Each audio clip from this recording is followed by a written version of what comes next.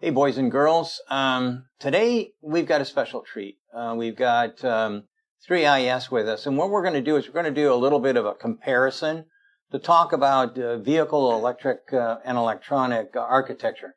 So today what we're going to be looking at is the Model Y, the Mach-E, and the VW ID.4. And you've probably heard enough about me. So what I'm going to do is I'm going to ask everybody to kind of give a quick introduction on themselves, their background a little bit. So I'm going to start with Dave, and then we'll go around the table here. So Dave, you want to? So hello, I'm Dave Dwarner. I'm one of the senior electrical engineers with Sandy's team. Been with them for about 15 years, and glad to be here for this discussion. Great. Hey, guys. I'm sam.bellestri, Director of Architecture and Systems at 3IS. I've got about over 35 years of experience in developing electrical systems, components, and architectures, primarily at the OEM level. Good day. Dale.koch here, also with 3IS, and Director of Electrical and Electronics.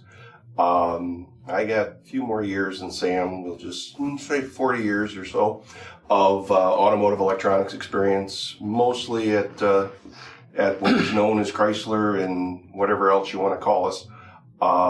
Did not get the Stellantis area. I retired before that. So I always say I released just about everything but an alternator, starter, and battery. And if you would have said that you released the alternator, starter, and battery, I would have, asked some questions about about Moses. Anyhow, Yeah, there you go. So what we want to do is just dive in here a little bit. And the first thing that I, in my ignorance, I had to ask about was the look of the Mach-E here.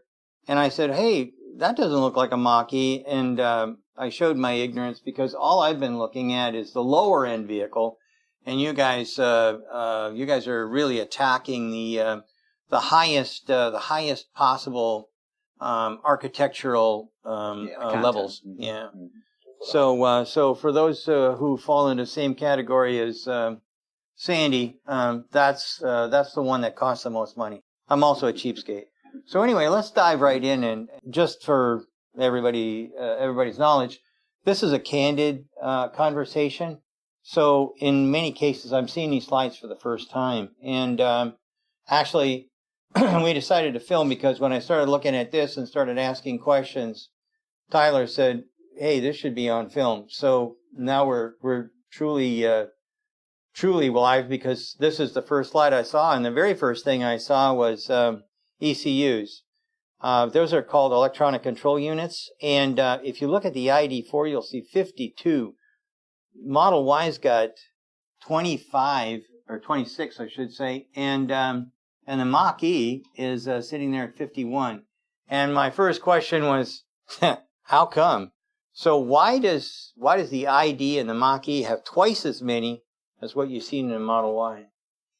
Yeah, so I think it's the level of integration that Tesla provided in their architecture versus the Volkswagen and the Ford.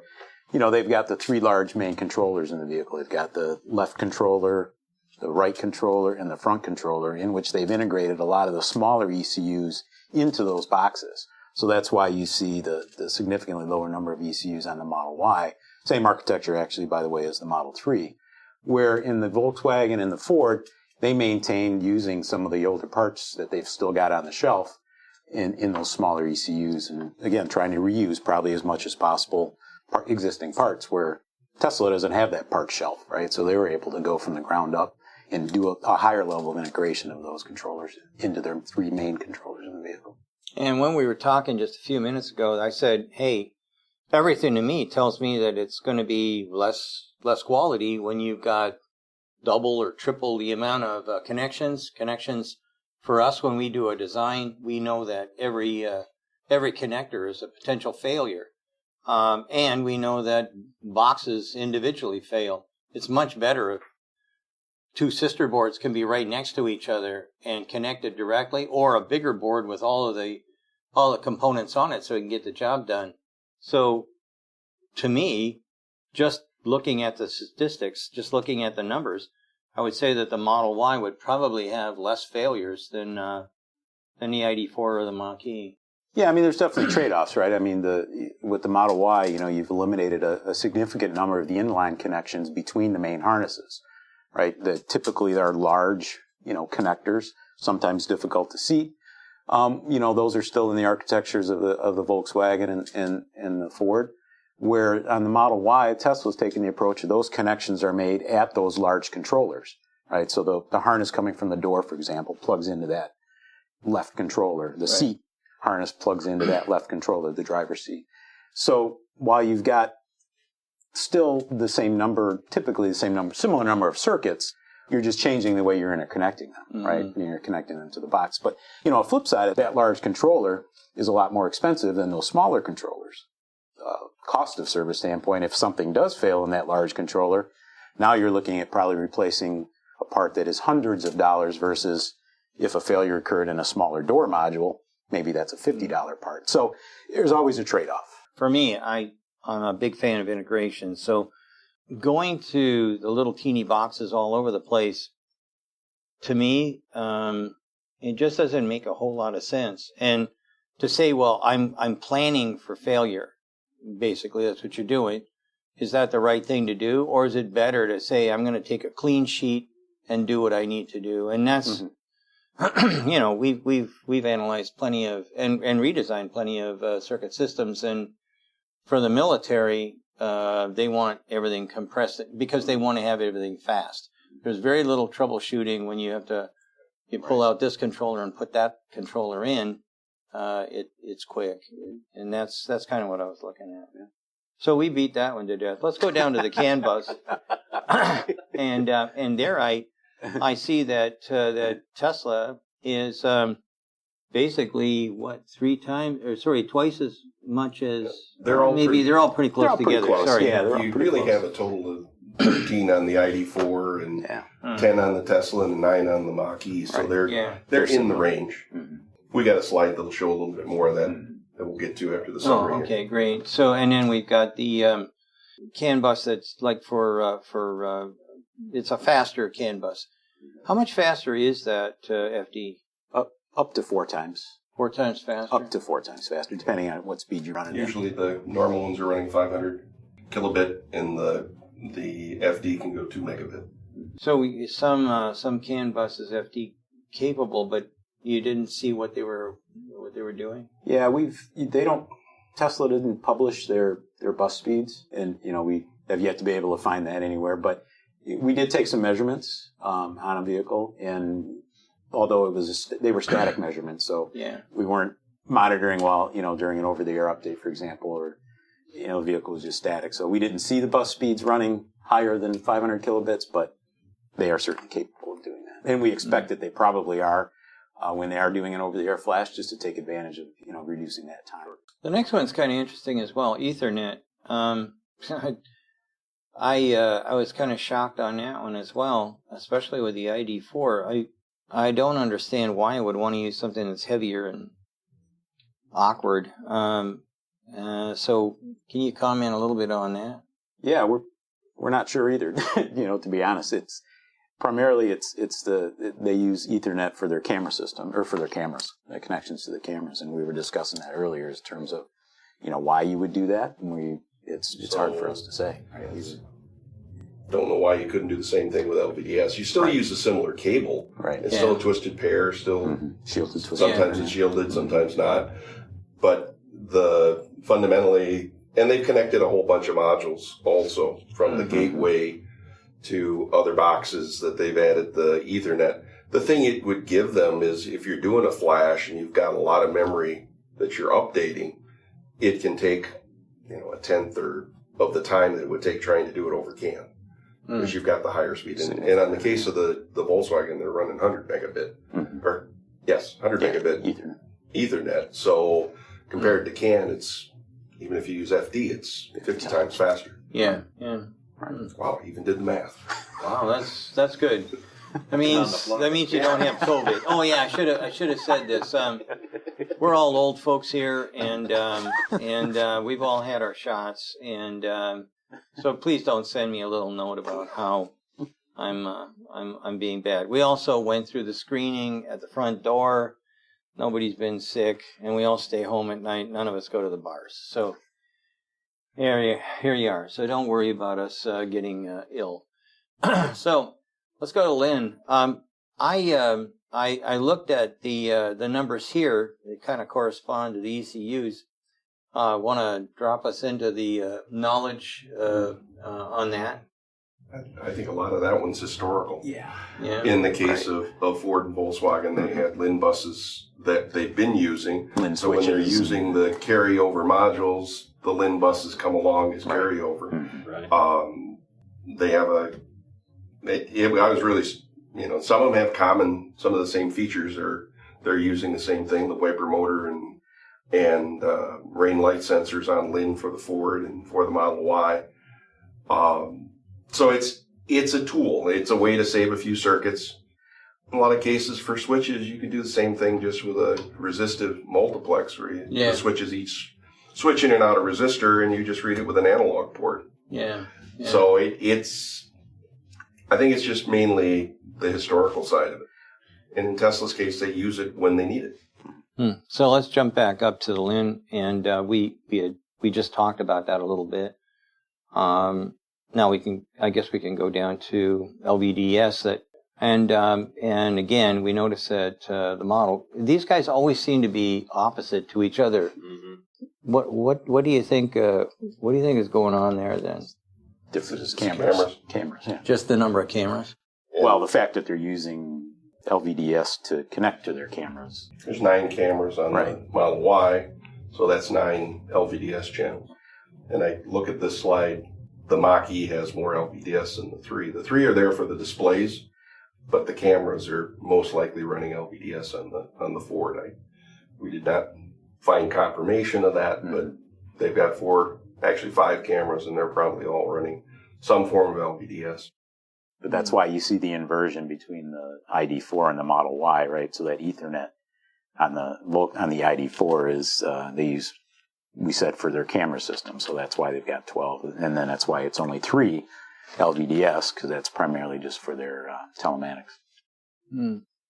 So we jump down to A to B. How come there's nothing on the ID.4? They're still running old school. Left and right channel audio from the receiver to the amplifier and analog from there out.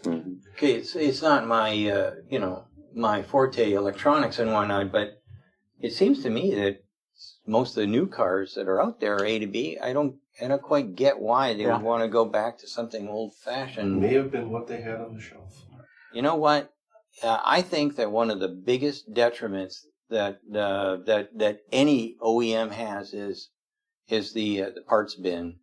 And for those who don't know what a parts bin is, that's the enormous amount of product, usually modules and things like that are sitting on the shelf that usually either finance or purchasing wants you to use so they can get economy of scale and shrink the number of things that they have to buy. What winds up happening is you get stuck in a pit, and that basically is what that's what I look at when people, or what I think about when I think about the sacrifices you have to make in design in order to utilize some of these parts in the parts bin. And it's not just one. It's typically not one small impact, right? No. One decision on a part has so many legs, right? That a lot of people don't even realize, right? You make a decision to say, I'm locked in. I got to reuse this component. That has, huge ramifications across so many different components that. Because of the connector system that was used 10 years ago, you can't go to a smaller gauge wire, so you can't save the weight of the harness, even though the signal is minuscule current-wise, that a 24-gauge wire would handle it. You're still running a 18-gauge wire because that's all you can bring. Yeah, well, and that when I talked to Elon, well, I shouldn't call him Elon. I feel somehow that Mr. Musk is appropriate if he's the richest guy in the world. Anyways, when I talked to him, I said, I was disappointed that he didn't go to 48 volt systems, and he said, I can't buy the parts. I can't buy the bits and pieces. Everything's 12 volt. What am I going to do? Sooner or later, the tier 2 suppliers will catch on that maybe there's a market here and maybe start making a switch. But for right now, we're all stuck with 12 volt, which means that I've got heavier cable than I really need. So anyway, we've beaten that to death. Let's try the next thing here. Which is what okay, so now we can see the slide that Sandy hasn't seen before, and I cannot believe my eyes. Holy mackerel. Yeah. 0, 0, 0. Okay, so, let's see how you explain this one. What's the justification for fuses when Model Y doesn't have any? Well, these are replaceable fuses. We should tell you that. They are replaceable. Yeah, correct. There are fuses inside the Model Y, but they're more like a breaker box application in your home where, something blows, you go and click, and now it works again. They can do that over the air, and they can also resequence because of their software and whatnot. If something doesn't work, it figures out why it didn't work. It'll either isolate something and then it'll switch that fuse. What do they call that type of a fuse? E-fuse. Yeah, E-fuses. Or a smart FET. So they're doing it with silicon. Smart FET? Field Really? effect transistor. Yeah. They're doing it with silicon. I didn't know in a lot that. of cases. Okay, I never heard that term before. But as you can see, this is a good case, or a good example, I should say, of what happens when you use all those rugged, manly, old, giant boxes that we can glue in everywhere. This is what happens. And quite frankly, we haven't taken apart the Mach-E. And I don't know if I mentioned, but I was impressed with the Mach-E. I'm very impressed. I think that's a real competitor to Tesla. I agree. The proof will be in when we dive in deeper and just see how much copper they're using with what they've done and what the weight. To me, on an electric vehicle, weight is huge. And if you're putting, even if you only have 1,000 meters of wire, but you have 30 pounds of bus bar, right? You're still putting the same amount of copper and fundamentally the same amount of weight in the vehicle. That's where to me, saving a pound in the electrical system is huge. Exactly. And quite frankly, every time I've got a separate box, let's just skip the price or the weight of that box, that extra ECU. Let's skip that and just look at the screws. How many screws did I get? How much did they weigh? I mean, this is something that we're continuously looking at. We're always looking at this. You've always been doing fasteners, right? Fasteners, to me, are the greatest crutch that a product design engineer has, and I think it atrophies your brain. I really think that what people have to focus on is how do I get this done? Oh, Scotch doesn't atrophy your brain. No, it doesn't. No, that kills off. It preserves it. It's an alcohol. No, that has nothing to do with it. How do we get tangled up in this? But at the end of the day, that kills off those brain cells that you didn't need anymore. Okay? It's like, I look at it as like the gene pool kind of thing. Right. It kills off those things. Survival of the fittest. Exactly. So we look at this and, no relays, no fuse blocks. So, and I'm really surprised because this is the first time that the Mach-E has come up in second place against the ID.4.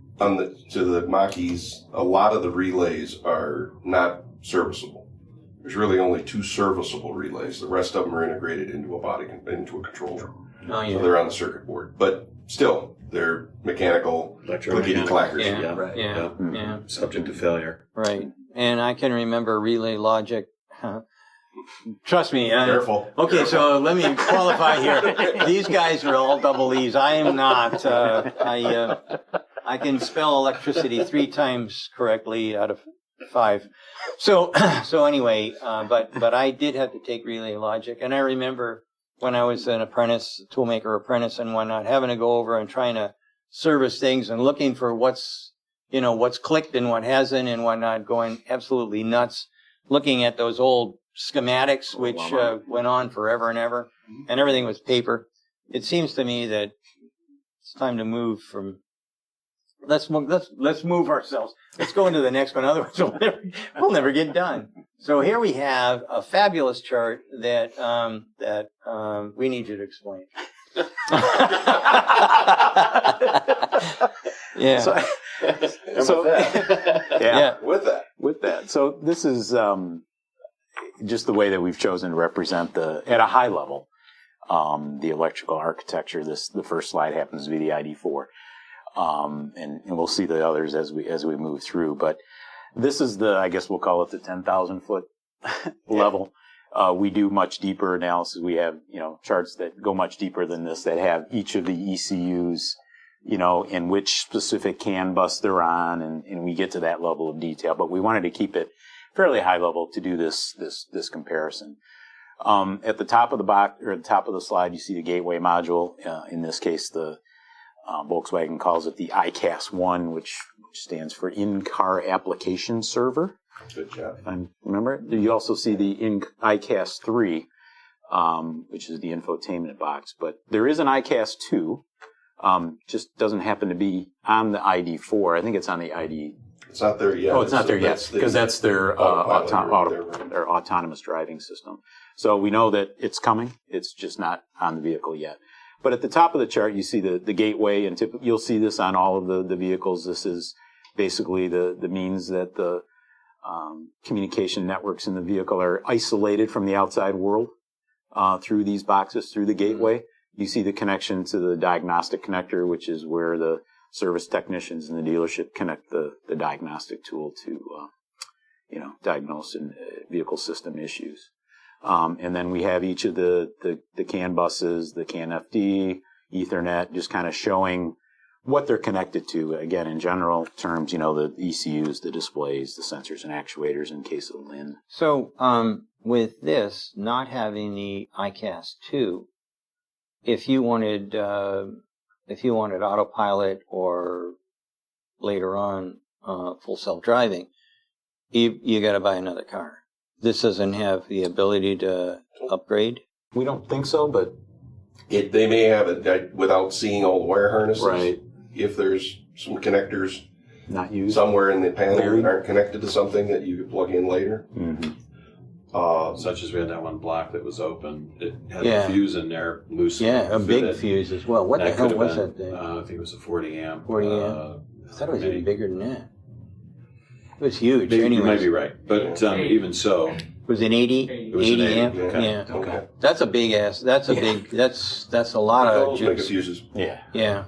I mean, I had a whole bunch of people telling me, there's a 80 amps right there. That's what. And actually, if you go down, you could ding, ding, ding. It's not connected. It's just sitting there waiting for something to be plugged in, but it's really not doing anything.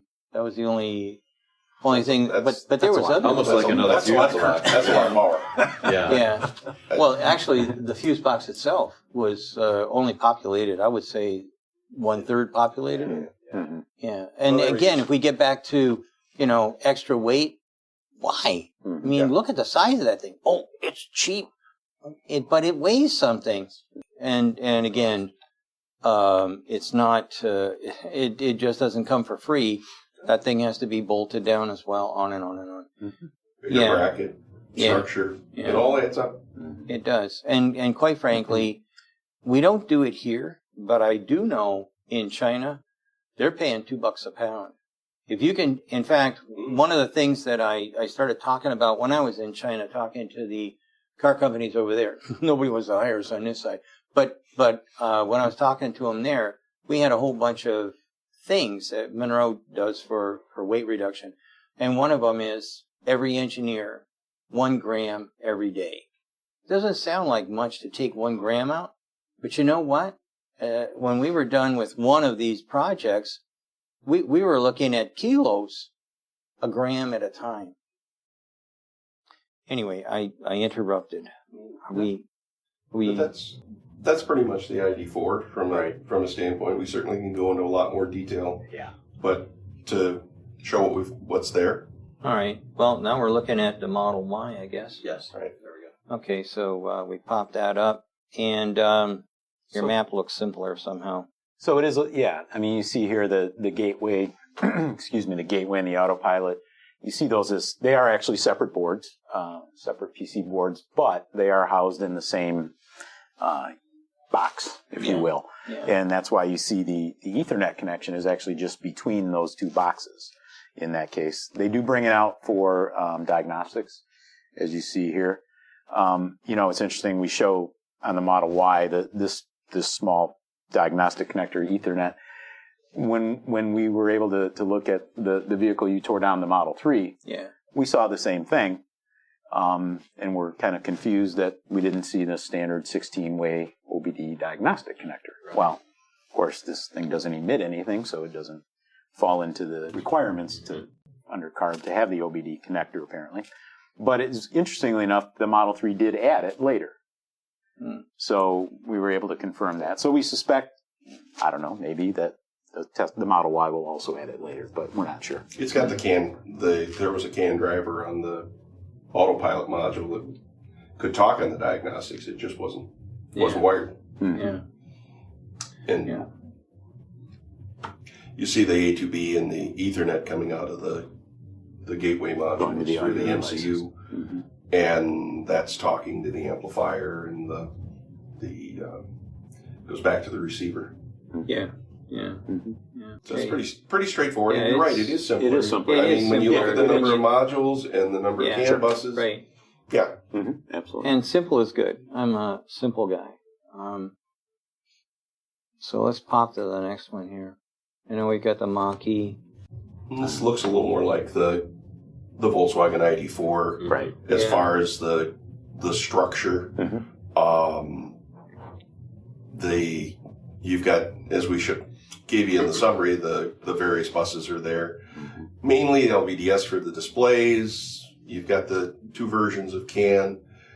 They have an isolated CAN FD bus that is there for some of the control modules. Primarily the electric. Primarily the electric side. Right. They have a separate electric CAN bus. And you see the old buses that were there on the prior Fords. The prior version of the Mustang. The low-speed 125K bus, and then there are 4 500K CAN buses that they've had for years. Can you do me a favor? Can you pop up to the one we just looked at? I'm just looking at the diagnostics. So the diagnostics look, the symbols that you got look similar, but not quite the same in that. So the Ford and the Volkswagen are both using the 16-way J1962. Yeah. SAE J1962 diagnostic connector. Yeah. Right. 62 or 69, I guess. 62. You're right. You're the diagnostic guy. As I said, the Tesla does not. Right? Yeah, Tesla's got this little 5-pin connector buried in the instrument panel that you Looks like a connect connector on your laptop. Yeah. Same thing. And as Sam said, the fundamental reason is being all electric, there's no OBD or EPA regulations that drive that connector, that standard connector. So since there's no onboard, no emissions, they don't really need to put the standard 16-way on. But I think there may have been some customer comments that say, wait, why can't I hook up my standard tool and at least see a little bit of what's going on? Yeah, your aftermarket tool. The aftermarket tool guys. Mm-hmm. But so again, we get back to weight and cost. And it just seems over and over again that I mean, if you were given $2 a pound or something along those lines to reduce cost, again, the Chinese are not going to be putting this stuff out. And as I recall, I don't pay much attention, or I didn't.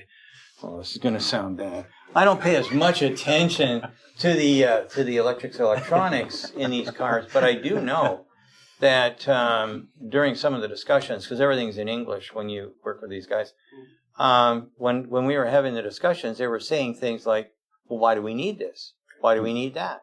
Why can't we use this? And again, they're always gyrating to connections that you'd find there. And, they use Huawei a lot, but everything is cell phone. How do we make it like the cell phone? How do we do this like our cell phone? Blah, blah, blah, like the cell phone. And this does an awful lot of stuff, and it's in a really small package. I personally, I don't know. So let me ask you another question. Do you think that either Volkswagen or Ford benchmarked the Tesla?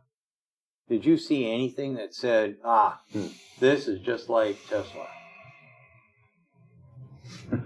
I would answer your first question is I don't know that if they looked at them, they didn't apply a lot.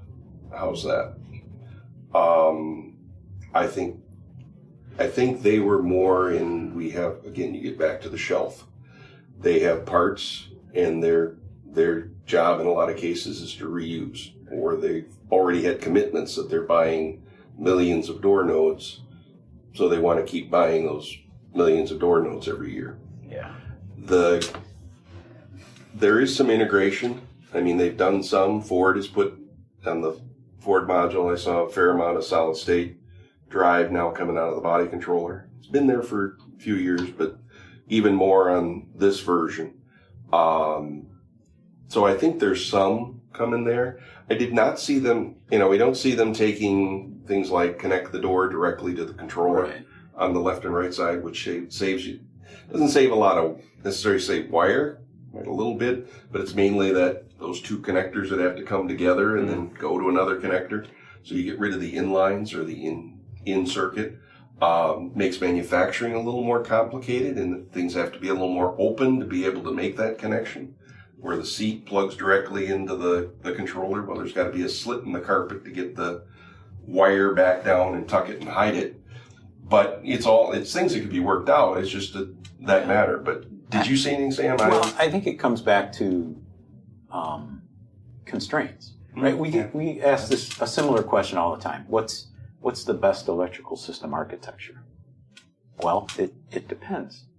Depends on what your goals are when you're creating it, right? Certainly, it's got to support all of the features and functions, and it's got to have the communication protocols at the right speed so you can do all those things. But the other elements are driven by a lot of different factors, right? In terms, am I constrained on investment, right? Am I constrained on piece cost? So that drives me to reuse a lot of things that I already have. So it's tough to say,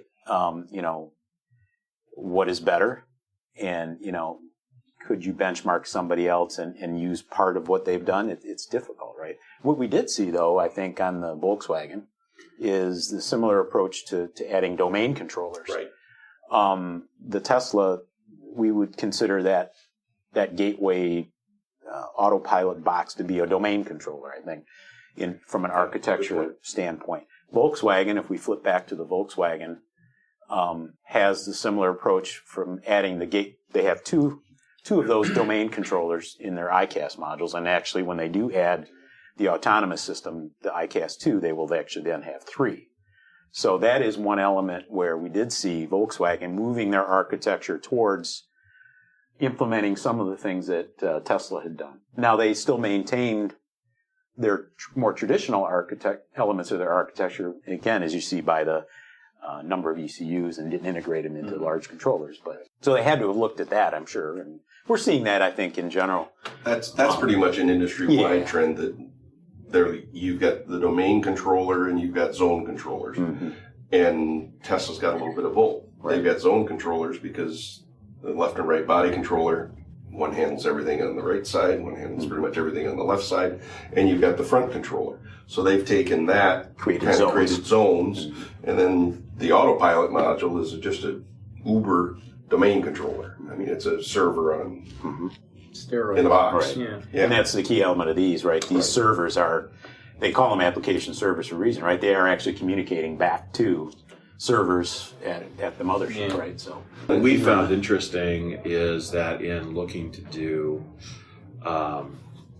smart fuse boards or electronic e-fuses, when you start investigating with the suppliers for like our little e-mobility vehicles, you're talking $2 to $4 million to develop basically a PDC where you can have no development costs if you just want to take their modular solution. So you look at what Volkswagen and Ford are doing, it's not necessarily bad from that perspective. You don't have all that upfront cost to develop that. Where with Tesla, they're starting from a clean sheet.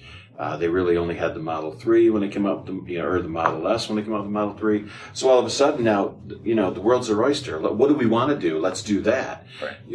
Where with the other guys are like, well, if we spend $4 million to develop a fuse board and it takes 2 to 3 years, but we really have all of this other infrastructure to spend money on and make it integrate with our old parts, it makes sense to me that they're going to do something like that. They're going to just go with the simplest solution. Yeah, and again, it gets back to what is your goal, right? Yeah. I'm sure someone at Tesla, maybe it was Mr. Musk, that said, "Thou shalt not have any 12-volt fuses." Oh no, it had Right? nothing. I don't know. I'm telling you, I had some of the backstories from some of the people that were at Tesla in the beginning.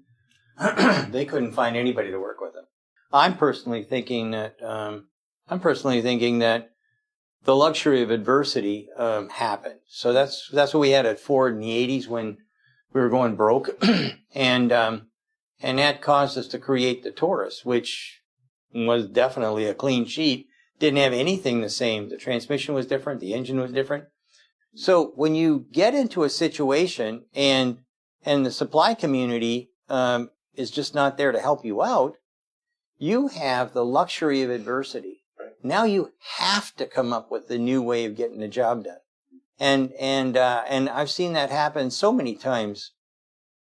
Okay, so anyways, first off, let me thank you for coming down and giving us this brief description. But can you tell us about the real report? Like these are the overviews for the general public, but why don't you give us a little detail? When we look at a vehicle, and ideally it's one that's been torn down and we had a chance to really tear into the parts, we'll go all the way down to the semiconductor level. And the thing that we always look at with the expertise and the experience we have at 3IS, we can tell you what they did, how they did it. We also get into why they did it. In other words, why would you ever why would you want this double protection on your fusing for the E-fuses where you've got them stacked?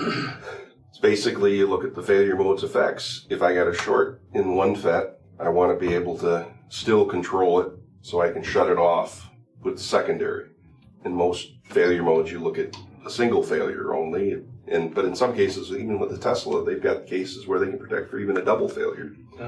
So we look at the redundancies, especially when you start looking at ADAS features. It's, okay, I'm depending on this data. What happens when I don't have that data? What do I do? How do I react to that? If this camera goes out or if this radar unit goes out, what am I now doing? What am I allowing you to do in automated driving? What am I going to tell you? You can't go into that mode because we can't tell what's there. Yeah. So it's like the why part of it is something that's hard to find today.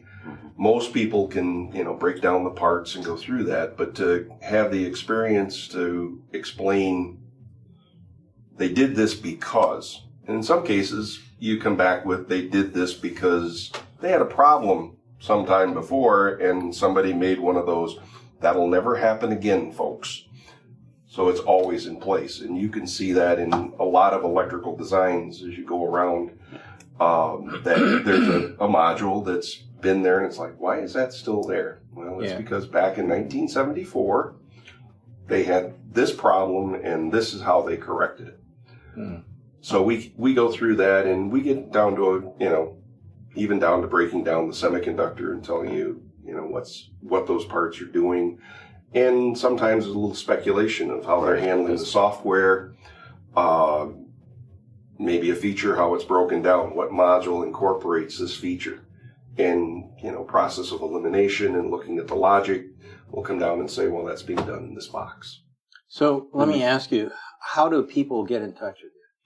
Well, you can contact, we have a website, 3isinc.com, and I can give you my email address. It's dale.koch at 3isinc.com. Just drop me an email. We're on LinkedIn. You can find us there, and if you ping us, we will get back to you. We like new customers, and we really appreciate the opportunity to participate in your Munro Live. Yeah, for sure. Well, we're very happy that you came. I think that our viewers are going to really enjoy this. I hope so. I love the comparison charts that you cranked out for us, but I should tell everybody that your reports are quite a bit more detailed than this. And those reports, you have to buy them. So, For a price. For a price, you can get anything. So anyways, I'd like to thank you both. I'd like to thank all you folks out there who are watching. I know this is a very long video, but hopefully you'll get something out of it. I'd like you to keep tipping those cashiers. Last night I went to the grocery store and I got a brand new cashier, and she was shocked to death by getting a $10 on a $30 grocery bill. So she was very excited and happy. These people are really deserving. So what you can do is give what you can. We're all in it together. Yes. Thank you very much. We'll see you then. Bye-bye. Take care. Take care.